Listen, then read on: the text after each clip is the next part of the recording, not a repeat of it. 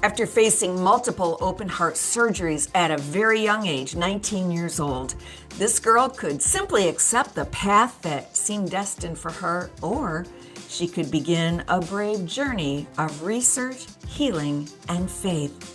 You'll hear about it today on The Bravehearted Woman. Hey everybody, this is Damon, and this is my show, The Bravehearted Woman. Thanks for stopping by.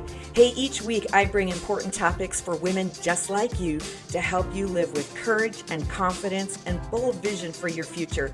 So make sure you subscribe so you never miss an episode. I'm always giving out free resources that empower you. So you ready? Come on, let's get brave. Well, Bravehearts, my guest today is a registered nurse, board certified health and wellness nurse coach, the founder of Wellspring of Life Coaches, who is passionate about helping midlife women who are in seasons of transition, and that's us, isn't it? And in so many ways, she has overcome. Please welcome my guest today, Mandy Horne. Welcome, Mandy. Hi, thank you for having me, Dawn.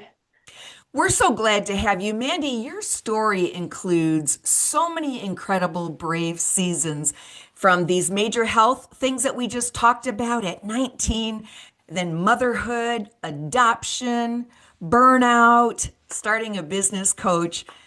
Just tell us, looking back as you see, how did those brave defining moments shape who you are today? Yeah, I would probably say that sometimes bravery is just being honest with the season that you're in because we go through multiple seasons of our life.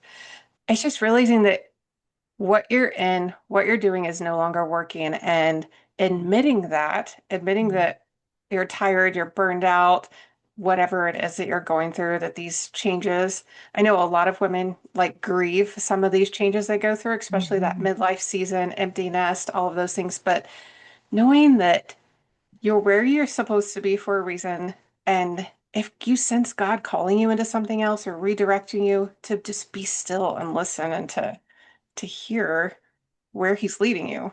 So, Yes.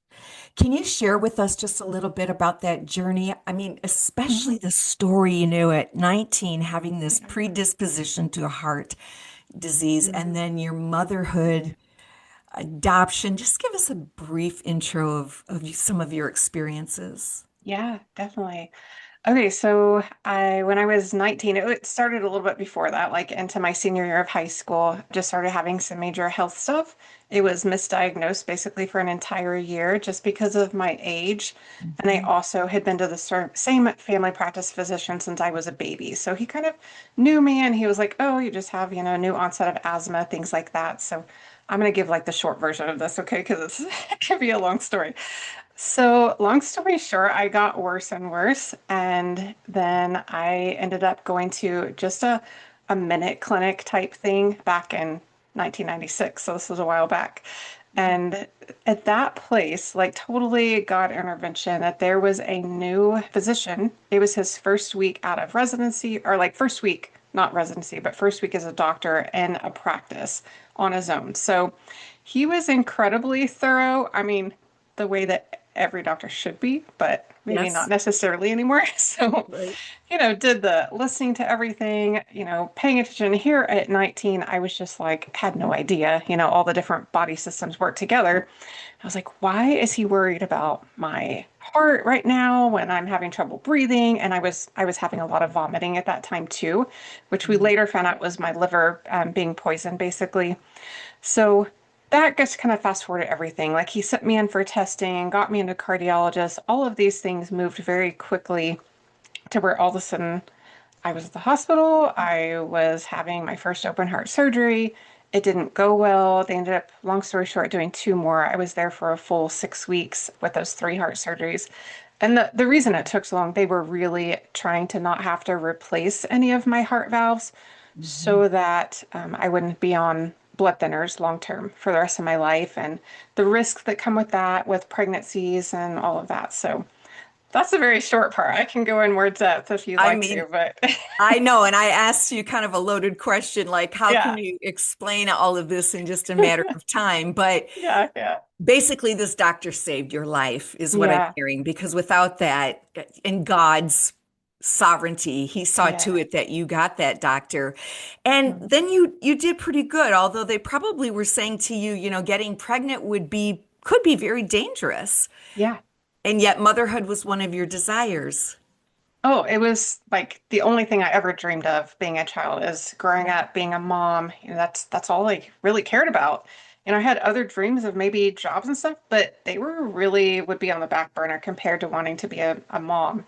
So that was probably the biggest push during those heart surgeries is I didn't want to have the valve replaced because at that point back in 96, they weren't quite where they are now, knowing that, their people do well long term. So it'll be my 30-year anniversary in June from all of these heart surgeries of Congratulations. 2026. Yeah, so it's crazy. But at that point, when I was having the surgeries, they were saying that, we really don't know how long these are going to last. Most of the time, the people we put these in are like elderly people. And so they don't really live much longer. And I was like, that's so reassuring. Thank you. Thank you. And yeah, so we didn't know what the future held at that point. And I thought I was going to be having surgeries all the time, whether it's God just intervening and taking care of my heart or yeah, I mean, I really think it is because there's been just crazy things over the years and God has always just taken care of it.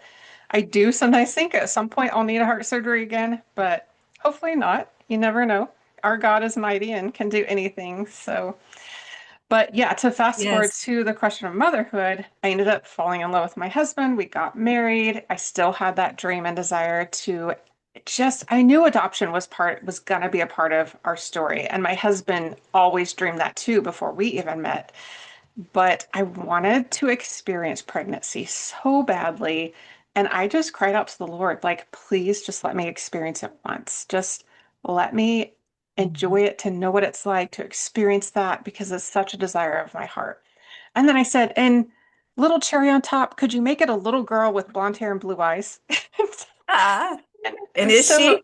she is, yes, yes. So long story short, like I went to some perinatal doctors in Austin, Texas, things like that, just to make sure. And they were like, oh, yeah, no problem. We just kind of need to stay on top of it, do pregnancy tests frequently. So as soon as you find out you're pregnant, get off of the warfarin medication and Mhm. onto heparin injections. And so it's like, okay, sounds easy enough.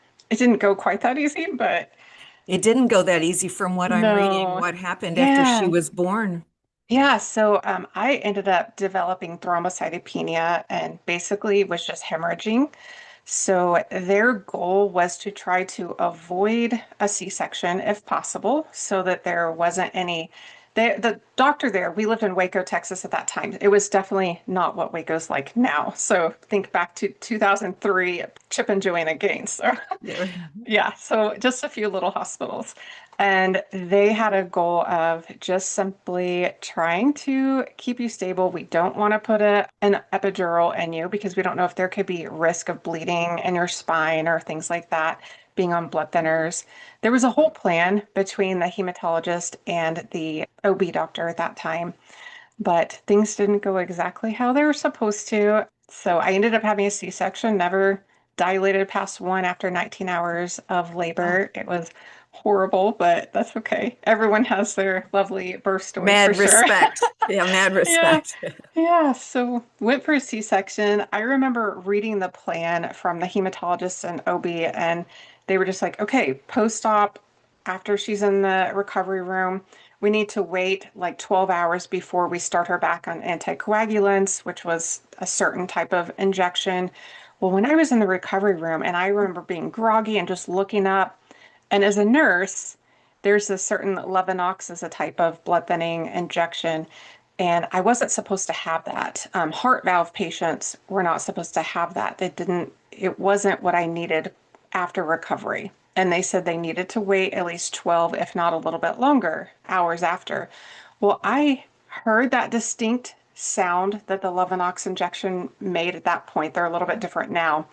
and then looked up and I saw that nurse carrying it away. And I was like, I wasn't supposed to have that. Like it was just like, I don't know where things got messed up, but I was not supposed to have that injection right now. Like it's going to put me at a huge risk.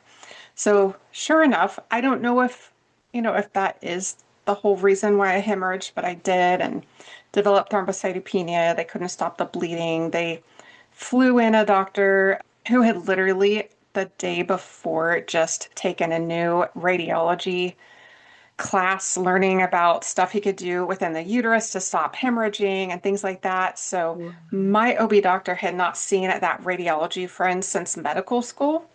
Ran into him in the doctor's lounge, was just talking about his patient, having all these problems. And he was like, I literally just got back from learning that yesterday. Let me just try it on her. So saved my life. That was it. So I yeah. mean, you've had two near-death experiences, and these doctors Yeah. have saved your life.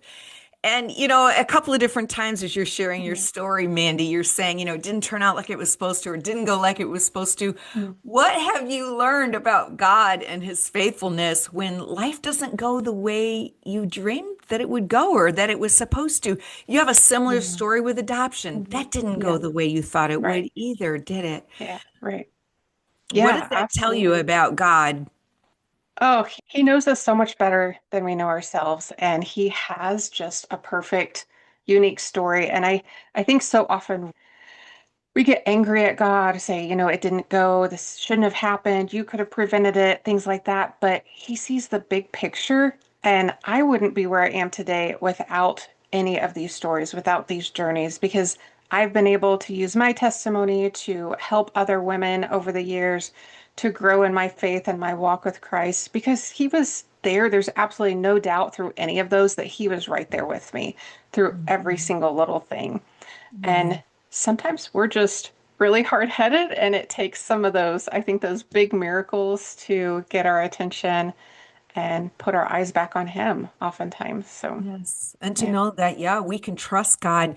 Your Mm. story goes on because after that, children, no more children for you. And so then you adopted a little Hmm. boy. There's a whole big story there. But the power of that story is that when Mm. you got your son, things were okay for a while, but then you found out the diagnosis that there was Right. autism and Mhm. attention deficit disorder, but Yeah. also ODD, which Mhm. is oppositional defiant disorder. Is that Yeah. correct?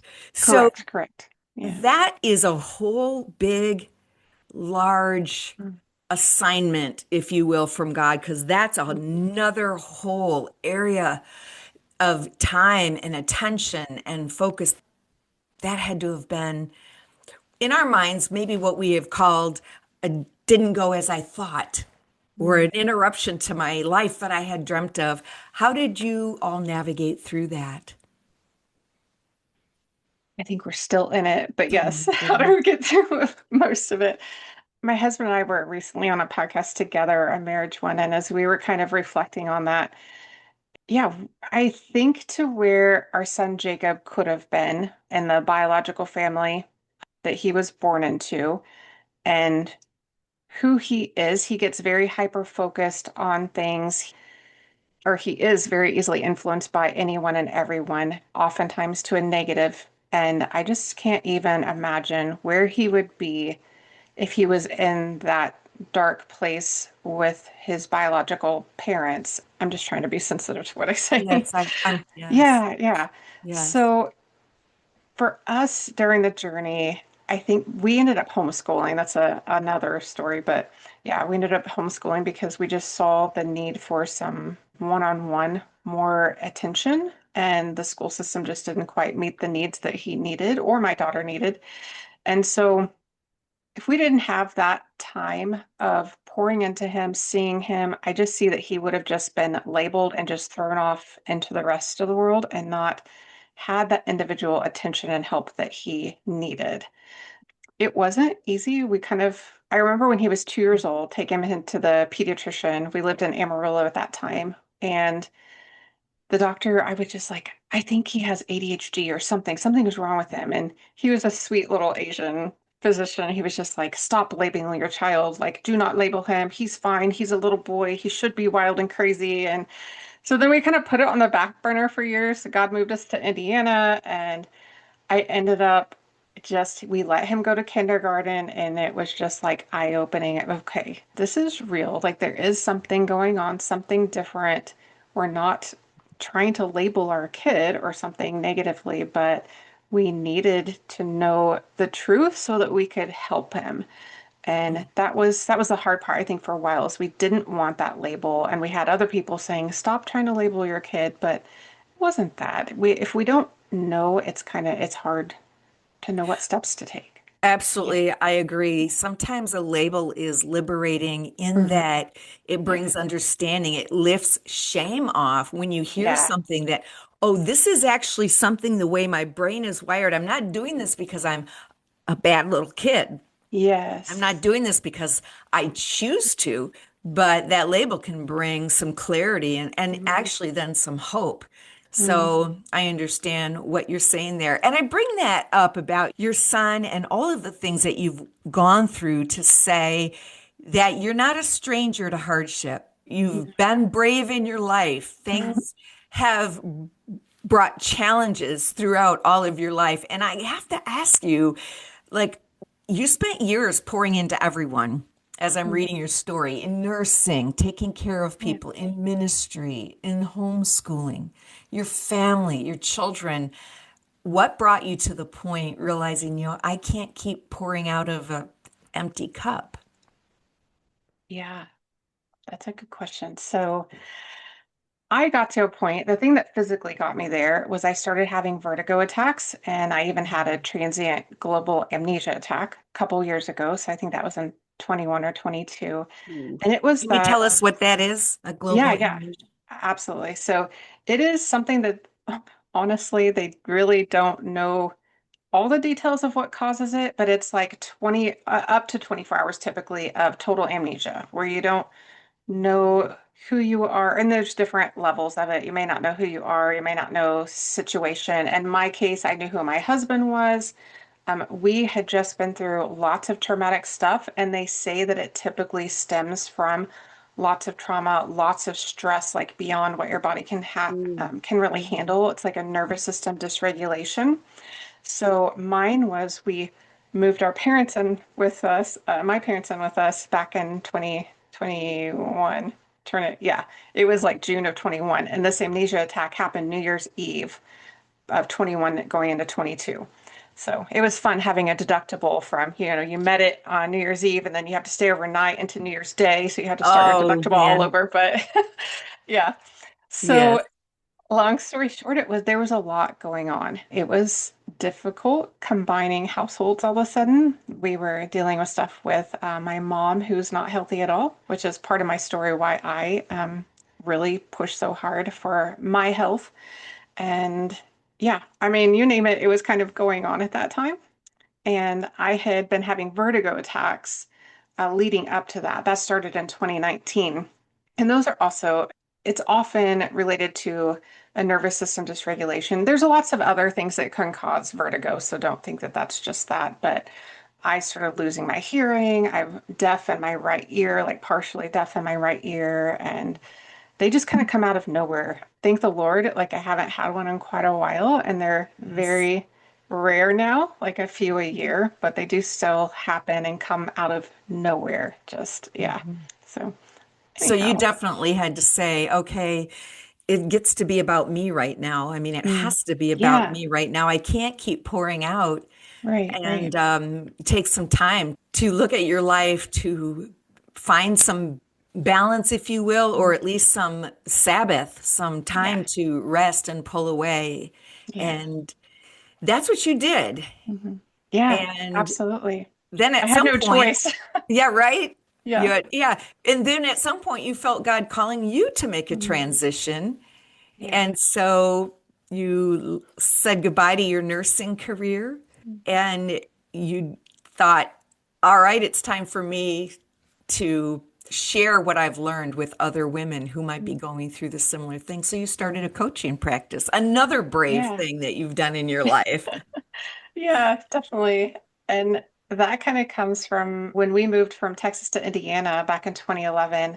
I was just exposed to a whole different world of like medical stuff, like preventative healthcare, all of this stuff Mm, that was just eye-opening. I did tons of research, pretty much transformed my entire family and home, and felt like I was living a double life for all those years then in the hospital because, you can't say certain things. You're not allowed to bring up any basically preventive healthcare stuff for the most part. So that was hard for me. And the Lord just kept stirring on my heart, like, I want you to share this. And I did a little bit like with other nurses I worked with and friends and stuff, friends and family. But that wasn't the end. Like the Lord just kept stirring on my heart and gave me such a desire and passion for more. Fast forward through COVID, which was a total nightmare, but that's a whole other story too. Yeah, so I got through, and that was about the time I was having some of these attacks. We moved my parents in, everything was kind of going mm, on, and I just sensed the Lord just saying, it's time. And I started praying through what specifically. I thought for sure He would send me back to become a nurse practitioner. And I had just no peace. I mean, it physically made me sick anytime I thought mm, about that. mhm, Just that's not what I wanted to do. I didn't want to go back and learn some things that I didn't necessarily agree with. So I started looking and praying, and I was like, there's nothing else like nursing related for me to do. And I stumbled upon this nurse coaching thing. I was like, never heard of that before. So looked into it, got on for a little call to find out more about it, and just like wept. I said, this is mm. it. Like This is it. yeah, this is what I want to do. This is where I feel called. And so I was like ready to sign up and kind of praying through it with my husband. And the Lord just said, okay, you're right, that is it, but not now. You got to wait just a little bit longer. And that's okay. Sometimes he does put that break on. Mhm. And so, sure enough, it was after my daughter moved off to her freshman year in college, which is, I think I needed to experience that empty nest, that how traumatizing that can be when your babies leave. You have a mixture of joy and also just tremendous grief in some sense of Yes. the Mhm. loss of them not being there with you all the time, all of it. It was very difficult for my husband and I. And Yes. I needed to go through that first, and the Lord knew that. I really thought with the coaching that I would go through it, that I would, of course, I'm going to, do a coaching thing for postpartum women because I've done postpartum nursing for over 24 years at that point. But that's not what the Lord said. He said, do midlife women going through these Mhm. transitions, hormones, all of this stuff.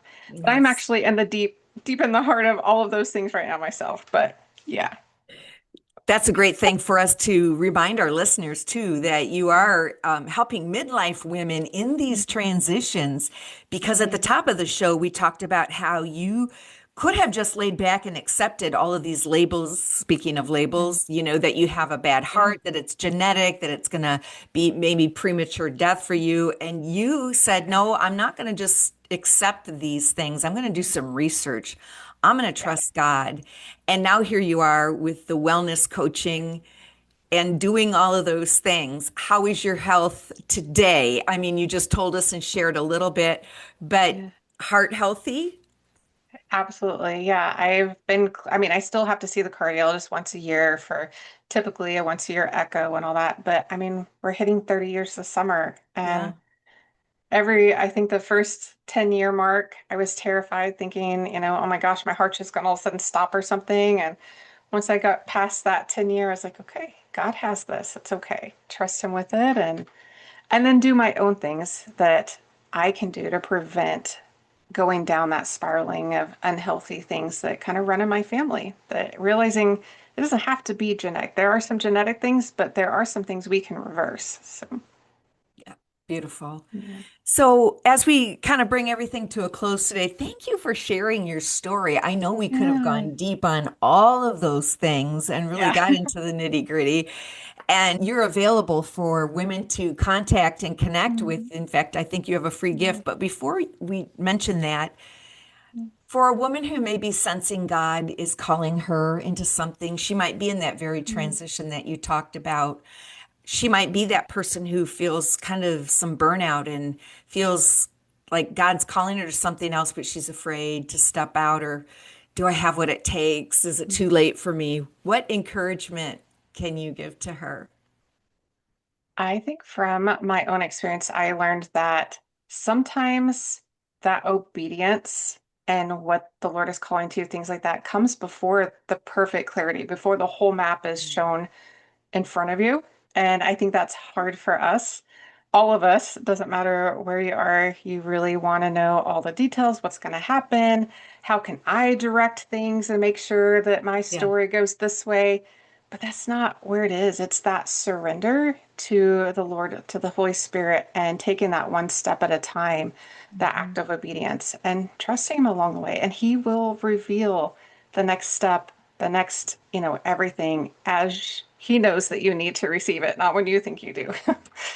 That's so good. It Yeah. reminds me of a quote from Martin Luther King Jr., who Mm, said, I don't need to see the whole staircase, just the next yes. step. Amen. And So true. so brave-hearted women, if that's you today and you feel like God is calling you into Mm, something new, just take the next step. Pray, be mm, at peace, and when you feel that that burden or that nudge is not going away, take a baby step. See what God will yes. do with that. Thank you, Mandy, for being with us. You do have a free Oh, gift that you want to offer our yeah. people, and we're going to put that in the notes. Yeah, so there is a free gift that is a three-step guide to stepping into your next path. So the What Now God season, when if you're just asking what, it kind of gives some things you can do. And then there's the option for a free discovery call where we can talk. And then I think I gave you the link also. I have a community in school, that SKOOL, called Sacred Seasoned Sisters. That's nothing but for midlife women. So we just kind of hang out, talk, share. I do some classes in there. So yeah. Wonderful. Thank you so much. Thank you for being with us, being vulnerable today, sharing your story. And, sometimes we look at beautiful women and we think, oh, they've landed on a pillow, everything's perfect. And then they hear your story and are like, okay, Yeah. wow, if she Yeah. can face all of that, I can face what I'm going through too, because God Yeah. is faithful. He Amen. is. Amen. Yes. Brave-hearted women, I'm going to leave you like I always do, of course, as your brave-hearted coach. I believe this is your moment for you to find your brave and live your dreams.